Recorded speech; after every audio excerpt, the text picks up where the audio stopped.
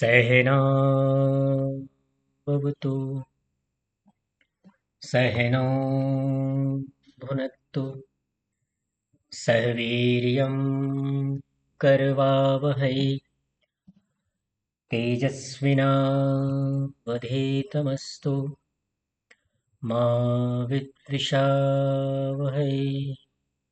ओम शांति शांति शांति। गीता की इस कक्षा में आप सभी का हार्दिक स्वागत अभिनंदन है। गीता की इस कक्षा के अंतर्गत हम चतुर्थ अध्याय का आरंभ कर चुके हैं। इस चतुर्थ अध्याय में हमने 1 से लेकर के 5 तक के श्लोकों पर विचार कर लिया है। इस अध्याय में कुछ श्लोक ऐसे हैं जो वेद विरुद्ध हैं, वैदिक सिद्धांतों के विपरीत हैं। उसका विवेचन भी हम करेंगे। कौन कौन से श्लोक वेद के अनुकूल होने से सत्य हैं, सही हैं, और कौन कौन से श्लोक वेद के विरुद्ध होने से गलत हैं, उसको भी हम यथाक्रम देखते जाएंगे, समझते जाएंगे। तो इस अध्याय 4 में सबसे पहला जो श्लोक आया था कि इमं विवस्वते योगम प्रोक्तवान अहम अव्ययम विवस्वान मनवे प्राह मनु इवाक्षम इक्ष्वाकु अब्रवीत। ठीक है, तो इक्ष्वाकवे अब्रवीत चतुर्थी विभक्ति का एक वचन है। तो शाब्दिक दृष्टि से इसका जो अर्थ किया जाता है कि अहम शब्द आया है इसमें, जिसमें उपदेश करने वाला व्यक्ति कौन है? श्री कृष्ण है। अर्जुन को उपदेश कर रहे हैं उस महाभारत के युद्ध में। तो कृष्ण के रूप में यहाँ पर कहा जा रहा है कि मैंने इमम अव्ययम योगम, ये जो तुमको मैंने योग का उपदेश किया है, ज्ञान योग का, कर्म योग का, तो कह रहे हैं कि अव्ययम, इस अविनाशी योग को अलग अलग विद्वान इसकी अलग अलग तरीके से व्याख्या करते हैं, पर हमें मुख्य रूप से उसके मूलभूत सिद्धांतों को समझना है। व्याख्याएं तो हर किसी की थोड़ी थोड़ी अलग हो सकती हैं। इस योग को विवस्वते प्रोक्तवान, विवस्वते का अर्थ था सूर्य को, सूर्य को कहा मैंने, सूर्य नामक विद्वान को। ठीक है, सूर्य का मतलब भौतिक सूर्य नहीं है यहाँ पर। विवस्वान अर्थात किसी शरीरधारी व्यक्ति के लिए जिसका नाम है सूर्य, उसको कहा। विवस्वान मनवे प्राह, सूर्य ने किसको कहा? मनु को कहा। और मनु इक्ष्वाकवे अब्रवीत, मनु ने इक्ष्वाकु को कहा। तो इस श्लोक में यह कहा गया है कि यह योग जो है पहले सूर्य को बतलाया गया, फिर सूर्य से मनु, और मनु से इक्ष्वाकु को प्राप्त हुआ। तो वेदों में वैसे तो ज्ञान का जो मूल स्रोत ईश्वर को माना गया है। ठीक है, और ये जो ज्ञान है वास्तव में, यह ज्ञान ऋषियों को प्राप्त होकर के परंपरा से हमारे बीच में आता है। तो यहाँ पर कृष्ण जो कह रहे हैं कि मैंने इस योग को सूर्य को कहा, तो सूर्य जो है पहले के व्यक्ति हैं, कृष्ण बाद के हैं। तो उसको लेकर के अगले श्लोक में अर्जुन सवाल खड़े करते हैं। कहते हैं कि एवं परंपरा प्राप्तिम इमं राजर्षयो विदुः स काले नेह महता योगो नष्टः परंतपः। तो इस प्रकार से यहाँ इस योग ज्ञान को गुरु शिष्य परंपरा से प्राप्त राजर्षियों ने जाना। अब देखिए, यहाँ की जो बातें हैं आपस में विरुद्ध हो रही हैं। इस श्लोक में तो कहा जा रहा है कि इस योग ज्ञान को गुरु शिष्य परंपरा से राजर्षियों ने जाना। तो गुरु शिष्य परंपरा से तो सृष्टि के आरंभ से आ रहा है। सृष्टि के आरंभ में जब परमात्मा ने वेदों का ज्ञान दिया और उस वेदों को ऋषियों ने पढ़ा और फिर परंपरा से चीजें आगे बढ़ी। तो यहाँ तो परंपरा वाली बात ठीक है कि राजर्षि जना, हे अर्जुन, वह योग यह बहुत, कह रहे कि यह महता काले न, यहाँ बहुत समय बीतने से लुप्त हो गया। तो ये श्लोक तो सही है अपने जगह पे कि परंपरा से हमें ज्ञान प्राप्त होता है और ये योग की जो विद्या है ये समय बीतने के बाद लुप्त हो गया। ठीक है, तो ज्ञान के संरक्षण का माध्यम गुरु शिष्य परंपरा होती है, वो भी यहाँ संकेत करना चाहते हैं, हमने विचार किया था। और वेदों में भी, वेदों के बाद जो ज्ञान की परंपरा चलती है वो पीढ़ी दर पीढ़ी सुरक्षित की जाती है। आपको पता होगा कि वेदों को अलग अलग प्रकार से याद करने का विधान है ना, जटा पाठ, माला पाठ, घन पाठ, ताकि वेदों में कोई मिलावट ना हो सके। तो आचार्य के द्वारा ही वैसे मनुष्य जो होता है, जो है ज्ञानी होता है, उसके द्वारा वो ज्ञान प्राप्त करता है। आचार्यवान पुरुषो वेद। ठीक है। तो वैसे तो ये ठीक है, ये श्लोक दूसरा नंबर का, कि परंपरा से ज्ञान प्राप्त होता है। तीसरे नंबर में कहा कि स एवायम मया तेद्य योगः प्रोक्तः पुरातनः भक्तो असि मे सखा चेति रहस्यम ही एतत् उत्तमम्। इसमें कहा कि स एव अयम पुरातनः योगः, वही यह प्राचीन योग, मया ते अद्य प्रोक्त, आज मैंने तुम्हें सिखाया है। ठीक है।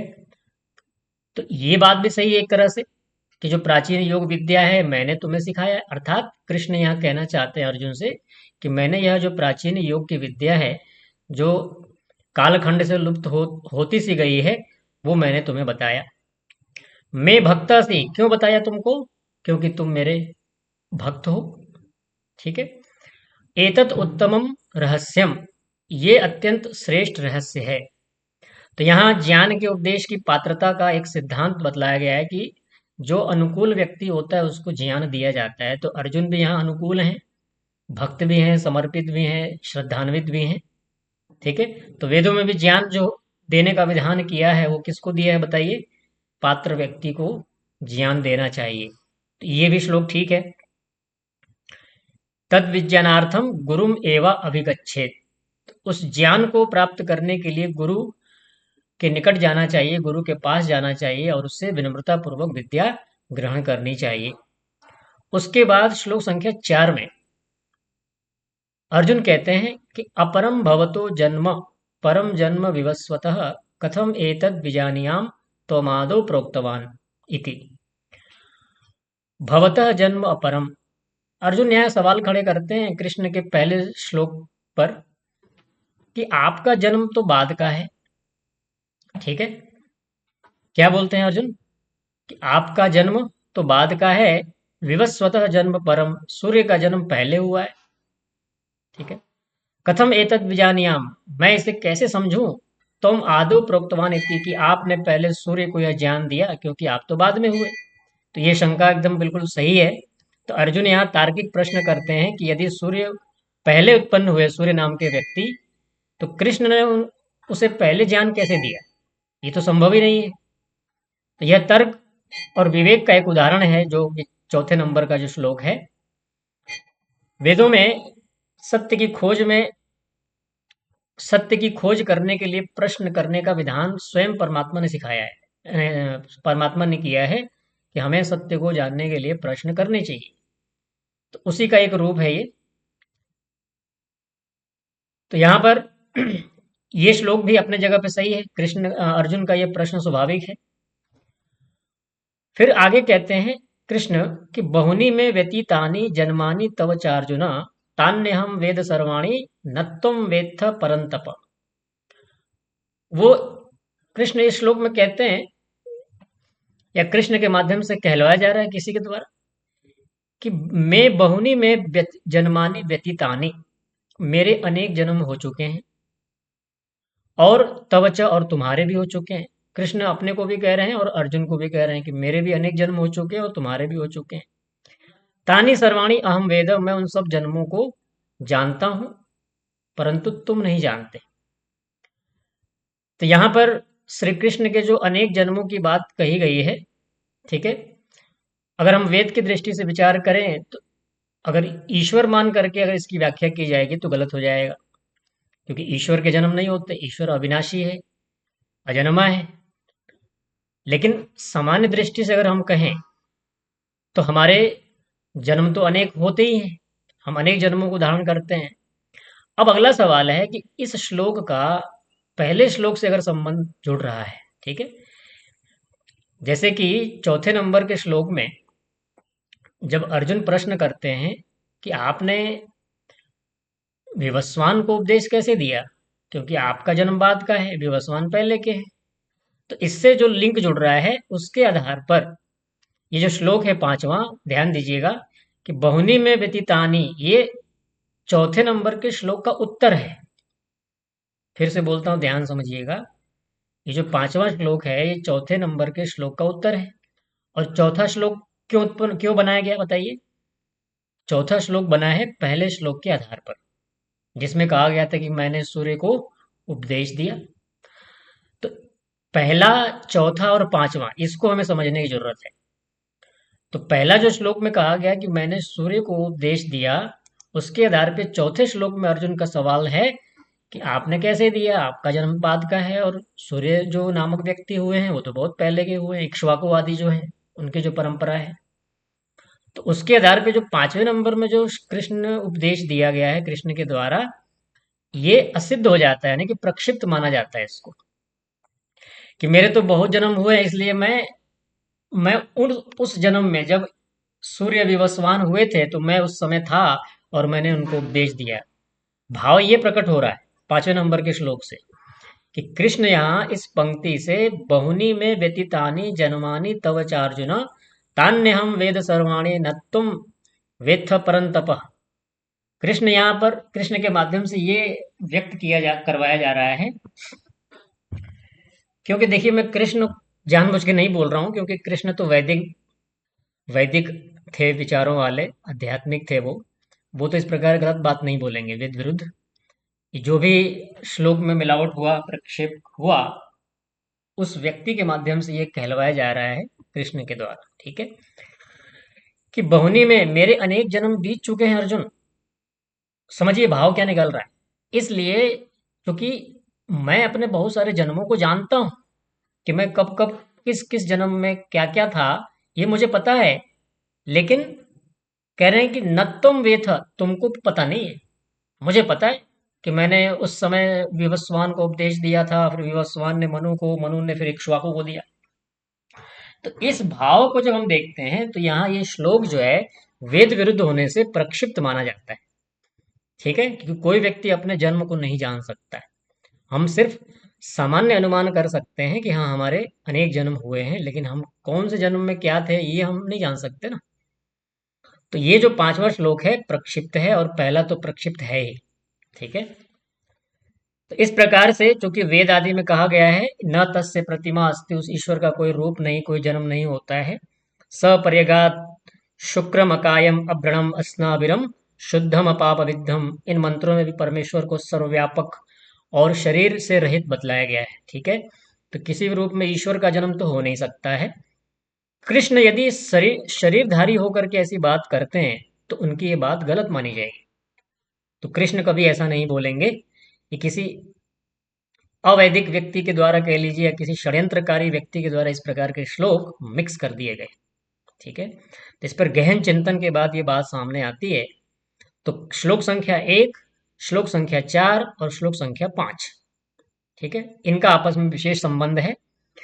तो एक सवाल खड़े करता है, एक जो है सिद्धांत प्रस्तुत करता है, 4 नंबर का श्लोक सवाल खड़े करता है, और उस सवाल के आधार पर फिर 5वें नंबर में जो उत्तर दिया गया है वो वेद विरुद्ध है, ठीक है। आगे चलते हैं, आगे और भी प्रक्षिप्त श्लोक आने वाले हैं, आप लोग ध्यान सुनिए, इसका आनंद लीजिए। छठे नंबर के श्लोक में कह रहे हैं कि अजो अपि सन्नव्य आत्मा भूतानाम ईश्वरो अपि सन प्रकृतिम स्वम अधिष्ठाय संभवामि आत्म माया। ध्यान सुनिएगा, ये दार्शनिक चिंतन है, इसमें थोड़ी सी भी असावधानी आपको जो बात समझ में आनी चाहिए फिर छूट जाएगा फिर। इसलिए दार्शनिक जो बातें होती है ना, बहुत ध्यान से सुनने का विधान है, क्योंकि सामान्य बात नहीं है। गीता में बहुत सारे ऐसे प्रसंग हैं जो वेद विरुद्ध हैं, ठीक है, उसकी जांच करना, उसका विश्लेषण करना बहुत जरूरी है। वेदों में परमेश्वर को क्या कहा गया है? अजन्मा। सबसे पहले तो हमें ईश्वर का वास्तविक स्वरूप पता होना चाहिए। गीता को पढ़ने वाला व्यक्ति जो है उसको ईश्वर का वेद के अनुसार वास्तविक स्वरूप पता होना चाहिए, तभी वो गीता का सही अर्थ कर पाएगा, ठीक है, या गीता के अंदर जो सूक्ष्म मिलावटें की गई हैं उसको समझ पाएगा। अविनाशी और नित्य कहा गया ईश्वर को, अर्थात परमेश्वर का कभी भी जन्म नहीं होता, ये सिद्धांत हमें अच्छी तरह से स्पष्ट होना चाहिए। और वह किसी भी शरीर को धारण करके संसार में अवतरित नहीं होता है। ये भी हमें पता होना चाहिए गीता पढ़ते समय। क्या बोला, दोहराइए। कि किसी भी शरीर को धारण करके कभी अवतरित नहीं हो सकता है।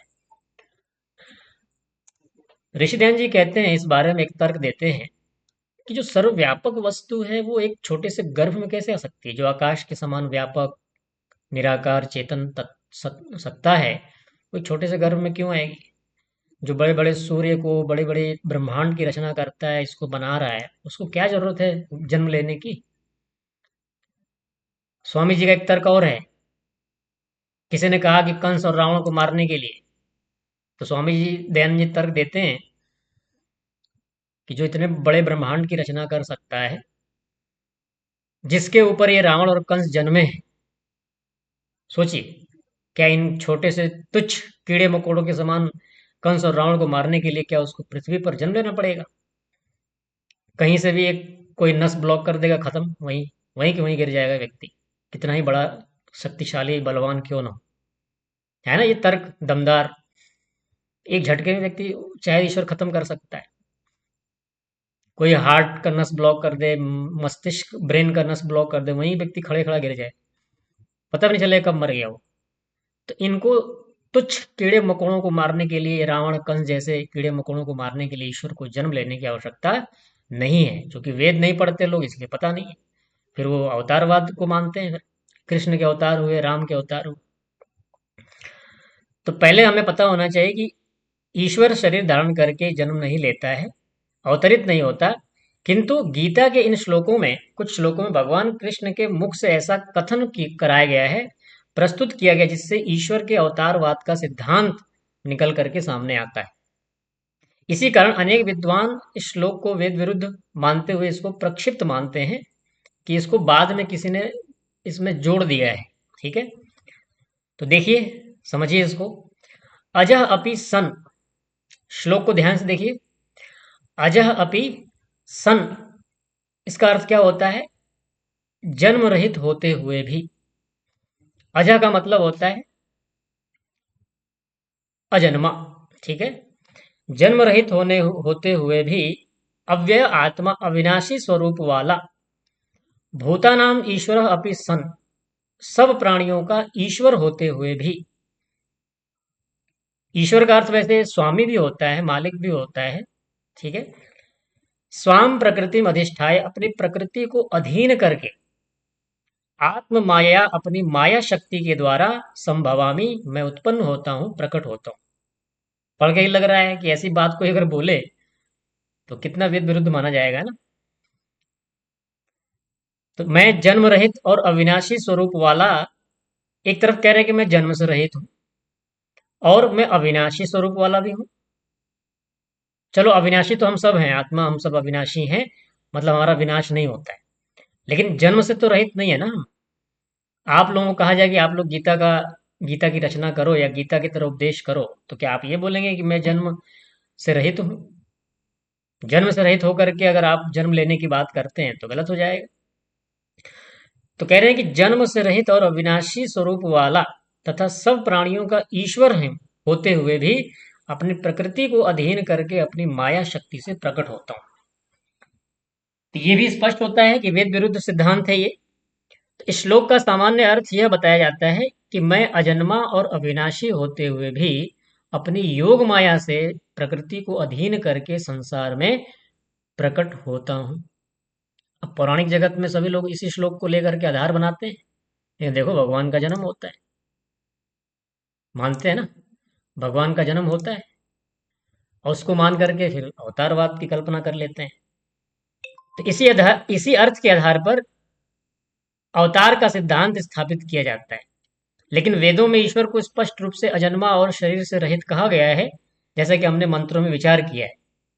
तो इन वैदिक वचनों के अनुसार, जैसे कि न तस्य प्रतिमा अस्ति, यजुर्वेद का मंत्र है, ठीक है, सपर्यगा शुक्रम आदि, इन वैदिक वचनों के अनुसार परमेश्वर को नित्य अजन्मा और शरीर धारण से रहित बतलाया गया है।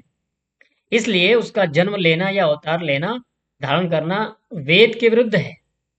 ठीक है, तो यदि किसी ग्रंथ का कथन, ध्यान दीजिएगा, वेद के सिद्धांतों के विपरीत प्रतीत हो तो वैदिक परंपरा में उसको प्रक्षिप्त माना जाता है। प्रक्षिप्त का अर्थ होता है मिलावट, मिक्सअप। ठीक है, या उसके बाद की कोई व्याख्या कर दी, किसी ने श्लोक जोड़ दिया। इस श्लोक में भगवान श्री कृष्ण को स्वयं ईश्वर के रूप में प्रस्तुत करते हुए अवतार का सिद्धांत दिया गया है, ध्यान सुनिएगा। इसलिए वैदिक मतों के अनुसार यह वेद विरुद्ध प्रतीत होने से प्रक्षिप्त है। ठीक है, यह श्लोक भी प्रक्षिप्त है, मिलावट है। ठीक है, अगले श्लोक को देखिए। धर्म की संस्थापना के लिए यहां भी अवतार की बात आई है। इसको भी हम सुनेंगे, समझेंगे। ये श्लोक आप लोग बहुत बार सुने होंगे, बहुत प्रसिद्ध श्लोक है। अक्सर जो कुछ नहीं जानता उसके भी मुंह पे आपको ये श्लोक मिलेगा। जो संस्कृत का एबीसीडी भी नहीं जानता ना, बीड़ी सिगरेट पीने वालों के भी जुबान पे ये श्लोक मिल जाएगा आपको, है ना। ऐसे बोलते हुए सुनते हुए देखे जाएंगे आपके मुंह। ठीक है, उनको कुछ नहीं पता इसका, लेकिन बस रट चुके हैं वो। यदा यदा हि धर्मस्य ग्लानिर्भवति भारत अभ्युत्थानम अधर्मस्य तदात्मानं सृजाम्यहम्। यदा यदा हि धर्मस्य ग्लानिर्भवति भारत अभ्युत्थानम अधर्मस्य तदात्मानं सृजाम्यहम्। जब जब धर्म की हानि होती है, ठीक है, क्या कह रहे हैं कि हे भारत, हे अर्जुन, यदा यदा, जब जब, धर्मस्य ग्लानि भवति, धर्म की हानि होती है, धर्म का पतन होता है। श्लोक की पंक्तियों का अर्थ ध्यान सुनिएगा, आज ये श्लोक का तत्व ज्ञान हो जाएगा आपको। हे अर्जुन, हे भारत, जब जब धर्मस्य, धर्म की ग्लानि भवति, ग्लानि का अर्थ होता है यहाँ पर हानि, नुकसान, पतन। जब जब धर्म की हानि या पतन होता है, अधर्मस्य अभ्युत्थानम, और उसके विपरीत अधर्म की वृद्धि होती है, अधर्म का उत्थान होता है, तदा, तब तब, अहम आत्मानं सृजामि, कह रहे हैं कि मैं अपने आप को प्रकट करता हूं। ठीक है, अब इसकी दो दृष्टि से आप व्याख्या सुनिए। पहली दृष्टि, अनुकूल दृष्टि से हम देखें तो इसका अर्थ ये हो सकता है कि कृष्ण एक क्षत्रिय थे। क्या थे? क्षत्रिय। ठीक है, एक क्षत्रिय होने के नाते लोगों का उपकार करने के भाव से, परोपकार करने के भाव से, भावना से, अधर्मियों का विनाश करने की भावना से एक क्षत्रिय के अंदर, एक क्रांतिकारी के अंदर ये भावना उत्पन्न हो सकती है, होती भी है, स्वाभाविक है कि मैं इन दुष्टों का विनाश करने के लिए बार बार संसार में जन्म लूं। जैसे कि भगत सिंह हुए, चंद्रशेखर आजाद हुए, विभिन्न प्रकार के क्रांतिकारी और अनेक ऐसे योद्धा हुए जिनके अंदर ये भावना थी, जिनके अंदर ये भावना थी कि मैं इन दुष्टों के संहार के लिए, दुष्टों के विनाश के लिए इस पृथ्वी पर मैं बार बार मैं जन्म लेना पड़े तो मैं लूंगा, लेकिन इन पापियों को मैं पृथ्वी पर रहने नहीं दूंगा। ठीक है, यानी एक प्रबल भाव है, दूसरों के हित के लिए, दूसरों के कल्याण के लिए, पापियों से इस मानव जाति को मुक्त करने के लिए एक भावना विशेष है। ठीक है, तो ये जो भाव है, ये व्यक्ति के अंदर से, या व्यक्ति के अंदर इस प्रकार की चीजें प्रकट कर सकता है कि मैं बार बार जन्म लेकर के इन पापियों का विनाश करूं। जब जब धर्म इस, जब जब अधर्म की स्थिति बने इस पृथ्वी पर और धर्म की हानि हो, तो मैं बार बार संसार में आऊं और जन्म लूं। ये जो भाव है, आत्मा की दृष्टि से, ईश्वर की दृष्टि से नहीं, आत्मा की दृष्टि से ये जो भाव है ये तो सही है। लेकिन यदि स्वयं को ईश्वर मान करके, ठीक है, या अवतारवाद से प्रेरित होकर के अगर इसका अर्थ किया जाए, या कृष्ण को यहाँ पर ये बता करके अर्थ किया जाए कि कृष्ण एक ईश्वर के रूप हैं, ईश्वर ही हैं, और वो स्वयं गीता के अंदर कह रहे हैं कि जब जब धर्म की हानि होती है, अधर्म की वृद्धि होती है, तो मैं संसार में आता हूँ, मैं जन्म लेता हूँ, तो ये वेद के विरुद्ध होने से गलत हो जाएगा। ठीक है, तो इसका हमेशा ध्यान रखना होगा, भावना को समझनी पड़ेगी वहां पर। ठीक है, तो हम जब लोगों को समझाएंगे तो हम यही कहेंगे, कृष्ण स्वयं को ईश्वर नहीं मानते थे, क्योंकि स्वयं वो वैदिक विचारों वाले थे, तो उन्होंने गुरुकुल में वेद आदि ग्रंथों को पढ़ा था, तो उनको ईश्वर का स्वरूप पता है ना। ईश्वर का वास्तविक स्वरूप कृष्ण को भली भांति पता था कि ईश्वर कैसा है, सर्वव्यापक है, निराकार है, सर्वशक्तिमान है। इसलिए कृष्ण तो ऐसे ऐसी गलत बात तो नहीं करेंगे। तो कृष्ण की ये भावना सही हो सकती है कि मैं इस पृथ्वी पर उत्पन्न होकर के इन कौरवों का, इन पापियों का, इन अधर्मियों का विनाश करूं जब जब मुझे अवसर मिले। तो यहां तक तो सही है। ठीक है। तो ये किसी अवतारवाद को यदि सिद्ध करने की दृष्टि से इसका अर्थ किया जाएगा तो ये गलत हो जाएगा, वेद विरुद्ध हो जाएगा, क्योंकि वेद के अनुकूल नहीं है ये। लेकिन भावना विशेष को लेकर के, दूसरों के कल्याण को लेकर के, दूसरों के परोपकार भावना से अगर ये इस प्रकार से कहा जा रहा है कि मैं संसार में आऊं, तो ये एक क्षत्रिय के अंदर और एक दूसरों के कल्याण के प्रति भावना रखने वाले व्यक्ति के अंदर ये भाव उत्पन्न होना स्वाभाविक है। उसके बाद अगला जो श्लोक है, ये भी बहुत प्रसिद्ध है। ये भी आप अनेक लोगों के मुख से आपने सुना होगा। साधुओं की रक्षा के लिए, साधु का मतलब होता है जो अच्छे लोग हैं। साधु का मतलब वो नहीं है वो बड़ी बड़ी जटा बढ़ा लिए हैं, दाढ़ी रख चुके हैं, लाल पीले कपड़े पहन चुके हैं, घूम रहे हैं हाथ में कटोरा लेकर के, वो साधु है। साधु का मतलब होता है सरल। साधु का अर्थ होता है धार्मिक। ठीक है। साधु का अर्थ होता है ईमानदार। जो जो अच्छे अच्छे गुण हैं सब साधु के अर्थ हैं। तो साधुओं की अर्थात अच्छे लोगों की रक्षा के लिए कह रहे हैं कि परित्राणाय साधूनां विनाशाय च दुष्कृतां धर्म संस्थापनार्थाय संभवामि युगे युगे। तो ये भी आप बहुत सुनेंगे। जैसे मैंने कहा कि बीड़ी पीने वाले, सिगरेट पीने वालों के मुंह में भी ये श्लोक मिलेगा आप, परित्राणाय साधूनां विनाशाय च दुष्कृतां। सुन सुन करके बस उनको याद हो जाता है, पर उनको पता ही नहीं क्या सिद्धांत है, क्या अर्थ है। तो पिछले श्लोक में कहा गया कि जब जब धर्म की हानि और अधर्म की वृद्धि होती है तब भगवान स्वयं प्रकट होते हैं। अब इस श्लोक में उस प्रकट होने का उद्देश्य बताया जाता है कि साधुओं की रक्षा के लिए। पहले श्लोक में, इसके पहले वाले में क्या बोला कि जब जब धर्म की हानि होती है, अधर्म की वृद्धि होती है, तब तब मैं इस पृथ्वी पर प्रकट होने की इच्छा रखता हूं। ठीक है। उसके बाद कहते हैं कि उसमें मैं क्या करता हूं, क्या करना चाहूंगा, तो साधुओं की रक्षा करना चाहूंगा, दुष्टों का विनाश करना चाहूंगा और धर्म की स्थापना करना चाहूंगा। ठीक है। इसलिए कह रहे हैं कि साधु नाम परित्राणाय। साधु नाम का अर्थ होता है सज्जनों की रक्षा के लिए। परित्राणाय मतलब होता है रक्षा के लिए, सज्जनों की रक्षा के लिए, और दुष्कृताम विनाशाय च, दुष्कर्म करने वालों के विनाश के लिए। ठीक है। परित्राणाय साधूनां विनाशाय च दुष्कृताम् धर्म संस्थापनार्थाय संभवामि युगे युगे।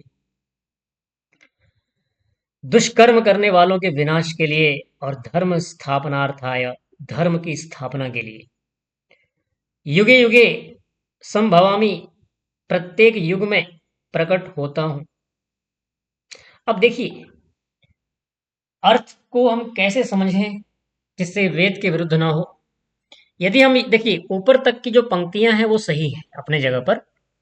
देखिए ध्यान सुनिएगा, साधु नाम परित्राणाय ये सही है, सज्जनों की रक्षा के लिए। दुष्कृताम च विनाशाय, दुष्कर्म करने वालों के विनाश के लिए भी सही है। और धर्म संस्थापनार्थाय, धर्म की स्थापना के लिए भी सही है। समस्या कहाँ है, क्रियापद में। युगे युगे, प्रत्येक युग में प्रकट होता हूं, ये गलत हो जाएगा। ठीक है। क्रिया, क्रिया का अर्थ अगर आप ऐसा करेंगे कि प्रकट होता हूं, ये गलत हो जाएगा। प्रकट होने की इच्छा करता हूं, ये बोलेंगे तो सही है, वेद के अनुकूल हो जाएगा। क्योंकि ऐसी भावना में रखता हूं कि जब जब धर्म की हानि हो, सज्जनों की रक्षा करनी हो, दुष्टों का विनाश करना हो, धर्म की स्थापना करना हो, तो मैं ऐसी इच्छा रखता हूं कि बार बार मेरा जन्म हो। ठीक है। तो इस प्रकार से यहां पर प्रकट होता हूं ईश्वर मान के अर्थ करेंगे तो गलत हो जाएगा। ठीक है। तो यहाँ भी एक प्रकार से अवतारवाद का विचार इससे पुष्ट होता है। यहाँ पर कृष्ण को अवतार यानी ईश्वर मान करके जो अर्थ किया जाता है वो वेद विरुद्ध होने से गलत हो जाता है। ठीक है। तो सज्जनों की रक्षा वास्तव में धर्म का कार्य है। ज्ञान और न्याय की व्यवस्था, ये भी सब उत्तम कार्य हैं। तो वेदों में यह व्यवस्था जो है ऋषियों, आचार्यों और धर्मनिष्ठ मनुष्यों के माध्यम से की जाती है। दुष्कृताम विनाशाय, दुष्टों का विनाश भी ईश्वर के प्राकृतिक और नैतिक नियमों के द्वारा किया जाता है। ठीक है। कर्मफल व्यवस्था के अनुसार प्रत्येक व्यक्ति अपने कर्मों का फल प्राप्त करता है, लेकिन उसी ईश्वर के द्वारा जीवों के कर्मानुसार कुछ ऐसी आत्माएं भी इस पृथ्वी पर आती हैं जो इन पापियों के, दुष्टों के विनाश के लिए होती हैं। होती है, नहीं होती हैं? ठीक है। जैसे राम और कृष्ण ने इनका विनाश किया, एक पवित्र आत्मा थे। तो इस रूप में तो आत्माओं का जन्म होते रहते हैं, लेकिन कोई ये कहे कि मैं बार बार जन्म लेता हूँ ईश्वर मान करके करे अगर ऐसा अर्थ, तो वो गलत हो जाएगा। मैं इन पापियों के विनाश के लिए जन्म लेने की भावना रखता हूँ, ये अर्थ सही हो जाएगा। ठीक है। ये तो हम भी बोल सकते हैं कि मैं कृष्णदेव, अगर मैं राजा हूँ तो मैं कह सकता हूँ। यदि मान लीजिए कि अभी हम, कहने का मतलब ये है कि मोक्ष की जल्दी नहीं है। समझिएगा, मैं और थोड़ा सरल कर देता हूँ आपके लिए। मोक्ष की जल्दी नहीं है, मान लीजिए मुझे कि अभी चलो मोक्ष तो मिल जाएगा, अगले 10-12 जन्म में मिल जाएगा, लेकिन अभी मेरा विचार है कि जो बड़े पापी लोग, दुष्ट लोग जो पृथ्वी पर बढ़ गए ना, इनका विनाश करना बहुत जरूरी है। तो मुझे ऐसा लगता है कि ये जो मेरा जीवन है, इसमें संपूर्ण पापियों का विनाश नहीं कर पाऊंगा। तो मैं एक भावना बनाकर चलता हूँ कि मेरा अगला जन्म भी हो इस पृथ्वी पर, ताकि मैं इन पापियों का विनाश कर सकूं। ठीक है। तो मैं इन पापियों के विनाश के लिए जन्म लेने की भावना रखता हूँ, जन्म लेना चाहता हूँ। ठीक है। या जन्म लेने की इच्छा रखता हूँ, ये अर्थ करेंगे तो सही हो जाएगा। ठीक है। इस तरह से मैंने आपको अंतर समझा दिया है। धर्म संस्थापनार्थाय, धर्म की स्थापना ज्ञान और शिक्षा के द्वारा होती है। तो वेदों का प्रचार हो गया, सत्य का ज्ञान और समाज समाज का नैतिक प्रशिक्षण। धर्म की वास्तविक स्थापना होती है जो किसी राजा के द्वारा या किसी ब्राह्मण के द्वारा होती है। ठीक है। तो युगे युगे संभवामि, यहाँ संभवामि को सामान्यतः अवतार के रूप में जो अर्थ किया जाता है वो गलत हो जाता है। ठीक है। जो भी ऐसी सत्ता जो सर्वत्र उपस्थित है, उसे किसी शरीर में जन्म लेने की आवश्यकता नहीं है। इसलिए ये अर्थ यहाँ पर गलत हो जाएगा अगर इस प्रकार से किया जाए तो।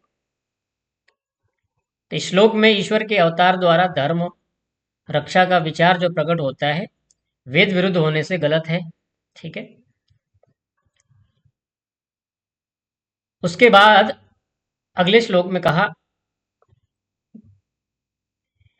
कि जन्म कर्म च मे दिव्यमेव मेवं यो वेत्ति तत्वतः त्यक्त्वा देहम पुनर्जन्म नैति मामेति सो अर्जुन।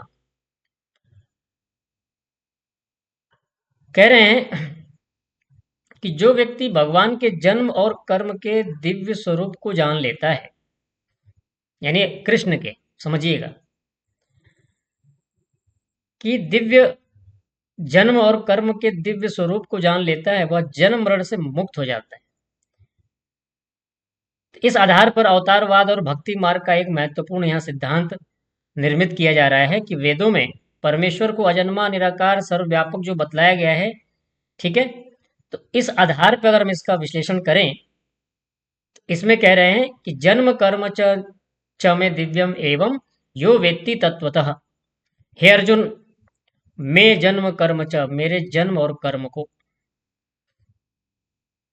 क्या कहा, मेरे जन्म को और मेरे कर्म को, दिव्यम, जो कि दिव्य है, एवं तत्वतः व्यक्ति, इस प्रकार अगर तत्व से जो जानता है, स देहम त्यक्त्वा पुनर्जन्म न एति, वो शरीर त्याग करके पुनर्जन्म को प्राप्त नहीं होता, माम एति, मुझको प्राप्त हो जाता है। अब ये तो पूरा ही पूरा वेद विरुद्ध है। सीधा सीधा वो कृष्ण यहाँ पर ये कहना चाहते हैं कि जो मेरे जन्म को और मेरे कर्म को ठीक ठीक जान लेता है, वो शरीर त्याग करके जन्म को प्राप्त नहीं होता, मुझको प्राप्त हो जाता। माम, माम का मतलब होता है मुझको, मुझको प्राप्त हो जाता है। क्या जीवात्मा किसी शरीरधारी व्यक्ति को प्राप्त होकर के पूर्णता को प्राप्त कर सकता है। वेदों में तो ऐसा कहीं नहीं आया है, उपनिषदों में भी नहीं है, वेदांत में भी नहीं है।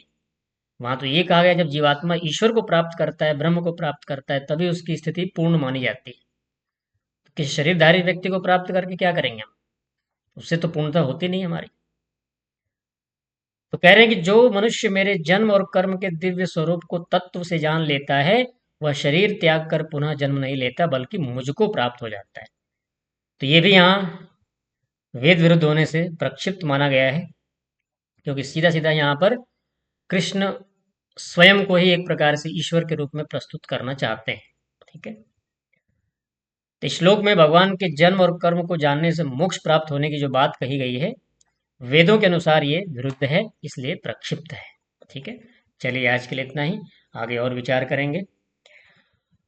ओ शांति शांति शांति।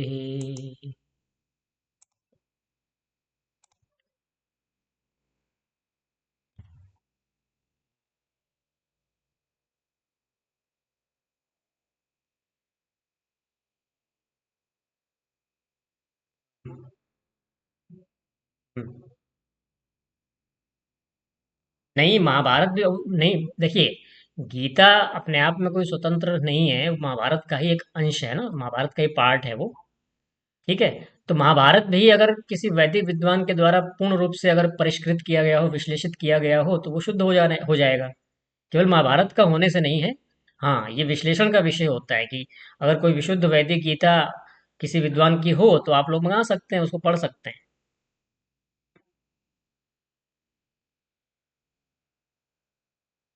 हम्म।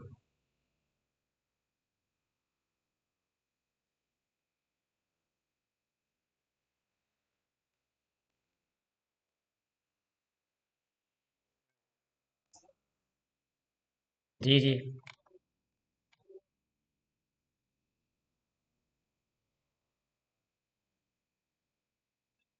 नहीं, आप उसको ऐसे मत बोलिए कि महाभारत गीता नहीं है, आप उसको ऐसे बोलिए। देखिए, जितने भी 700 श्लोक है ना, 18 अध्याय, 700 श्लोक, ठीक है। तो ये पूरे के पूरे, देखो, महाभारत में भी तो बताते हैं ना कि शुरू शुरू में कुछ 10,000 श्लोक थे, अब ये लाखों श्लोक हो गए। ठीक है ना। तो ऐसे ऐसे प्रक्षिप्त पूरे सारे अंशों में हुआ है, शुरू से लेकर अंत तक सभी अंशों में हुआ है, उसमें गीता भी बची नहीं, गीता भी मिक्स हो गया। ठीक है ना। तो गीता जो उसका एक विशेष पार्ट है। ठीक है। महाभारत में भी और बहुत सारे प्रसंग हैं, जब हम उसको देखेंगे, उसको विचारेंगे, तो उसमें हम चेक कर लेंगे, लेकिन गीता के अगर हम विचार करें, तो इसमें जो जो चीज़ें हैं वो हमें देखने का है। वैसे तो बताते हैं कि गीता मुश्किल से 70-80 श्लोकों की रही है ना, 70-80 श्लोकों की रही है। और क्या युद्ध, हाँ युद्ध के, हाँ युद्ध के मैदान में क्या 700 श्लोकों का व्याख्यान संभव है? वहां तो एक दूसरे को मारने के लिए लोग खड़े हैं, इंतजार कर रहे हैं, वहां थोड़े प्रतीक्षा करेंगे। यहाँ भी प्रैक्टिकली यहाँ विचार करते हैं तो 700 श्लोक गीता हो ही नहीं सकती किसी भी हालत में, कृष्ण के पास उतना समय नहीं वहाँ उपदेश करने के लिए। वहां तो जो अर्जुन मोह से ग्रस्त हुए हैं, बस दो चार बातें कह के सीधा उनको तैयार करना है। इतनी लंबी चौड़ी बातें हो ही नहीं सकती वहाँ। हाँ।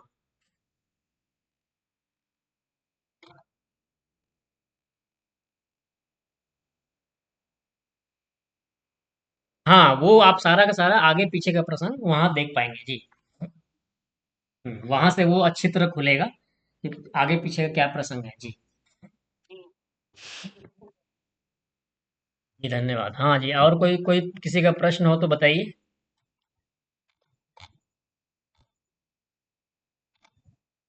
माता प्रमिला जी बोलिए। जी नमस्ते। जी नमस्कार।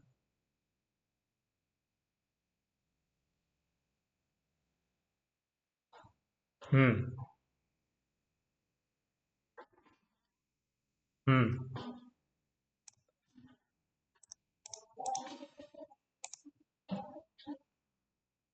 हम्म।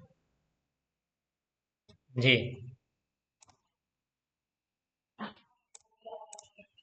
जी।